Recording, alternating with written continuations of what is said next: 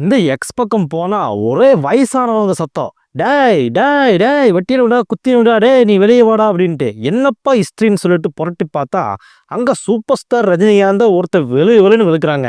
அந்த ஆள் யாருன்னு பார்த்தா ஒரே ஒரு ப்ளூ சட்டையை வச்சுட்டு, அதுவும் அழுக்கான ப்ளூ சட்டை, வருஷம் பூரா அந்த ப்ளூ சட்டையை போட்டுக்கிட்டே கண்டபடி யாராவது ஒருத்தர் பேசிட்டே இருக்கிறதா இந்த ஆளுக்கு வேலை. அதனாலேயே ப்ளூ சட்டை மாறன் என்று அவரோட ஹேட்டர்ஸ் எல்லாம் அன்போடு அழைக்கப்படுறாங்க. அப்படிப்பட்ட ப்ளூ சட்டை மாற அந்த இத்துப்போன ப்ளூ சட்டையை போட்டுக்கிட்டு திரும்பவும் வந்து சூப்பர் ஸ்டார் ரஜினிகாந்த் வம்புழுத்து இருக்கிறா. அப்படி இப்போதான் பார்த்தீங்கன்னா போன வாரம் நம்ம சிவகார்த்திகேயனை வம்புக்கு இழுத்தா. அப்படி ஓர பக்கம் வர பக்கமெல்லாம் வந்து ஒப்பாரி வச்சுட்டு இருக்காத, நடித்து நீ ஒரு நல்ல நடிகன்னு ப்ரூவ் பண்ணு, அப்போ உனக்கு பாராட்டு தேடி வரும்னு சொல்லிட்டு ஒரு சர்ச்சையை கிளப்பி விட்டார். இன்றைக்கி சூப்பர் ஸ்டார் ரஜினிகாந்த் வெளுன்னு வெளுத்துட்ருக்குற. அப்படி விஜய் தான் உனக்கு, விஜயால் தான் வந்து நம்ம சூப்பர் ஸ்டார் ரஜினிகாந்த் வந்து நைட்டு ஃபுல்லாக தூங்காமல் அது விஜயவே நினச்சிட்டு இருக்கிறாரு, எப்படா வந்து இவனை வீழ்த்தலாம் அப்படின்னு சொல்லிட்டு. அந்த மாதிரி இன்றைக்கி ப்ளூ சட்டன் மாறன் பேசின பேச்செல்லாம் பார்த்தீங்கன்னா ரஜினி ரசிகராக இருந்தால் நீங்களாம் இந்நேரத்துக்கு பஸ்ஸை பிடிச்சி கிளம்பிடுவீங்க சென்னைக்கு. ஸோ இன்றைக்கி அந்த எமோஷ்னலான விஷயத்தை தான் பேச போகிறோம். என்னென்ன ப்ளூ சட்டை மாறன் சூப்பர் ஸ்டார் ரஜினிகாந்தை பற்றி பேசியிருக்காரு அப்படிங்கிறத இந்த வீடியோவில் ஃபுல்லாக பாருங்கள். பார்த்துட்டு உடனே அப்படியே க்ளோஸ் பண்ணிட்டு போயிடாதீங்க, ஒரு சப்ஸ்கிரைப் பண்ணிடுங்க, இந்த வீடியோக்கு ஒரு லைக் பண்ணிடுங்க. வாங்க நேராக வீடியோக்குள்ளே போகலாம். இப்போ ரீசெண்டாக துபாயில் நடந்த H24 கார் பந்தயத்தில், அதாவது 24 ஹவர்ஸ் ரேசிங்கில் தேர்ட் பிளேஸில் வின் பண்ணியிருக்காரு நம்ம அஜித் குமார் அவர்கள். அவர்களுக்கு நம்ம சேனல் சார்பாக வாழ்த்துக்களை தெரிவிச்சுக்கலாம். இந்த வாழ்த்தை நான் மட்டும் சொல்லலைங்க, நம்ம சூப்பர் ஸ்டார் ரஜினிகாந்தும் வாழ்த்து சொல்லியிருக்காரு. You made it, love you அப்படின்னு சொல்லிட்டு. இதை பார்த்து காண்டான ப்ளூ சட்டை மாறன் என்ன சொல்லியிருக்காருன்னா வந்து இவர் வந்து அஜித் குமாருக்கு அவர் வின் பண்ணதுக்கு வாழ்த்துக்களை தெரிவிச்சிருக்கிறார். அதெல்லாம் இருக்கட்டும். ஆனால் இவர் வந்து அரசியலில் புறமுதவு காட்டிட்டு ஓடினவர். அது மட்டும் இல்லாமல் தான் உண்டு வேற உண்டு டப்பிங் உண்டுன்னு சொல்லிட்டு இருக்கிறதுக்கும் மனசு இல்லை. எப்போ பார்த்தாலும் இந்த அரசியலோட திங்கிங், அரசியலில் தான் ஒரு கிங் மேக்கராக வரணும், தன்னோட குருநாதரான சோ போல் நாமும் வந்து ஆளுமையாக தமிழக அரசியலை மாற்றி போடுற அளவுக்கு நம்ம ஒரு ஆலோசகராக இருக்கணும்னு சொல்லி ட்ரை பண்ணுறாரு. ஆனால் சோவுக்கு இருக்கிற அறிவு கூட 1% அறிவு கூட இவருக்கு இல்லைங்கிறது நம்மளுக்கு மட்டும்தான் தெரியும். ஆனால் இவருக்கு தெரிஞ்சும் தெரியாத மாதிரி தான் நடிச்சுட்டு இருப்பார். யோ ப்ளூ சட்டை என்னையா நான்சென்ஸ் மாதிரி பேசியிருக்க, இதெல்லாம் நம்ம தலைவர் ஃபேன்ஸுக்கு தெரிஞ்சதுன்னு வைய. ஒரு சிவாஜி கெட்டப், ஒரு 2.0 கெட்டப், ஒரு சந்திரமுகி கெட்டப், இத்தனை கெட்டப்பில் வந்து இன்னும் அப்படியே பிரித்து எடுத்துருவாங்க. அப்புறம் ப்ளூ சட்டை ரெட் சட்டையாயிரும். பார்த்துக்க, கொஞ்சம் தலைவர் ஃபேன்ஸ் எல்லாம் கொஞ்சம் தண்ணி குடிச்சுக்குங்க. ஏன்னா இதுக்கப்புறம் சொல்ல போகிற விஷயத்தை கேட்டதான் லைட்டாக நெஞ்சடைக்கிற மாதிரி இருக்கும். என்ன சொல்லியிருக்காருன்னா, தலைவருக்கு 2 ஆசை தான். ஒன்று வந்து தன்னோட எஜமானர்களுக்கு நீண்ட கால எதிரியான திமுகவை தோற்கடிக்கணும். இன்னொன்று வந்து சினிமாவில் வியாபாரம் மற்றும் வசூலில் தன்னை தோக்கடித்து விஜயை எப்படியாவது தோக்கடிக்கணும். இதுதான் நம்ம தலைவருக்கு நீண்ட கால ஆசை அப்படின்னு சொல்லியிருக்காரு. என்னதான் விஜய் வந்து சினிமாலேருந்து விலகிறேன்னு சொன்னதும் பெருமூச்சு விட்டார் நம்ம தலைவர். அதுக்கப்புறமா திடீர்னு அரசியலுக்குள்ள குதிச்சு எங்கேயாவது அரசியலில் சாதிச்சிட்டாருன்னா என்ன பண்ணுறது அப்படிங்கிற ஒரு வருத்தம் இருக்குது.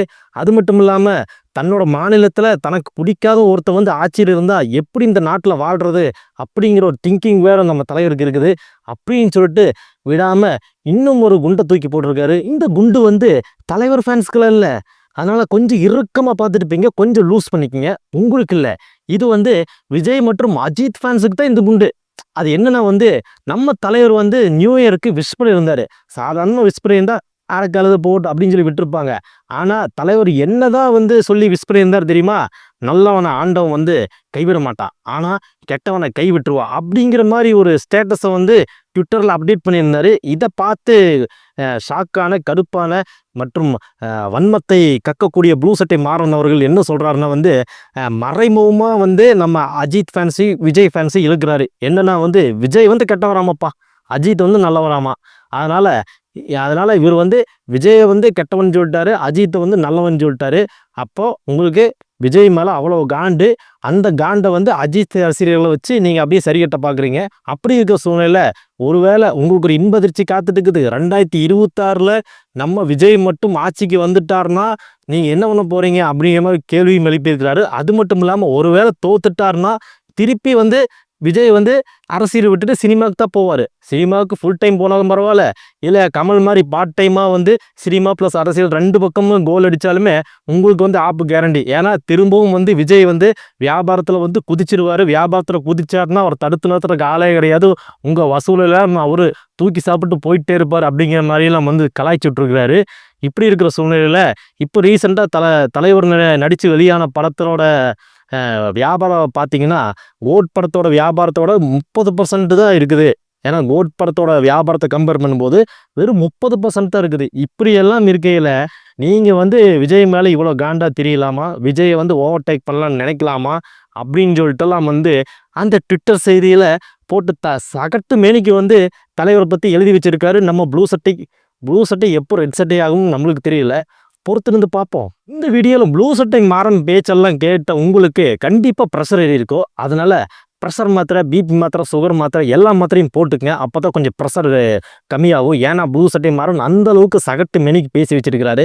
சரி, இப்படி இந்த ப்ளூ சட்டை மாறன் பேசுறதுக்கு என்னப்பா காரணம் அப்படின்னு நினச்சி பார்த்தா இது ஒரு வைரல் கண்டென்ட், இது ஒரு வைரல் டாபிக். அவர் ஒரு வைரல் பர்சன், சூப்பர் ஸ்டார், ஒரு என்ன சொல்கிறது, ஒரு இந்தியாவுக்கே ஒரு சூப்பர் ஸ்டாராக இருக்கிறவர். அவரை பற்றி சகட்டு மேனிக்கு நம்ம ஏதாவது பேசினோம்னா அந்த விஷயம் வைரல் ஆகும். சோசியல் மீடியாவில் எங்கே பார்த்தாலும் தன்னை கழுவி ஊற்றுவாங்கன்னு கம்பல்சரி தெரியுமப்பா.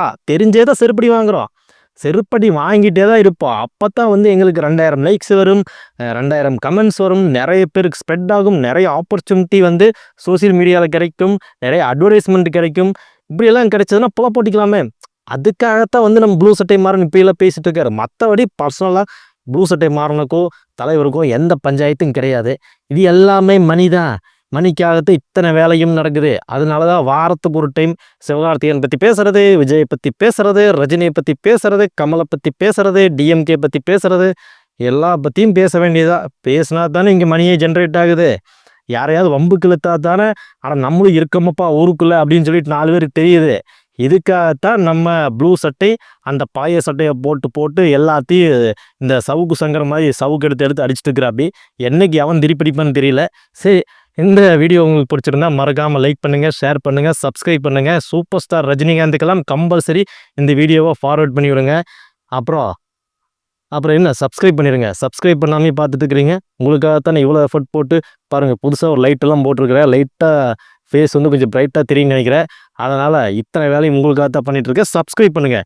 எங்கள் பெரிய யூடியூபரே சப்ஸ்கிரைப் பண்ணுங்கன்னு கெஞ்சுறானுங்க. நான் புது யூடியூபரு, கண்டிப்பாக சப்ஸ்கிரைப் பண்ணிக்கங்க. அடுத்த வீடியோவை சந்திப்போம். அடுத்தது ஒரு ரோஸ்ட் வீடியோ வந்து தயாராகிட்டு இருக்குது. அந்த வீடியோவும் பார்த்து என்ஜாய் பண்ணுங்கள்.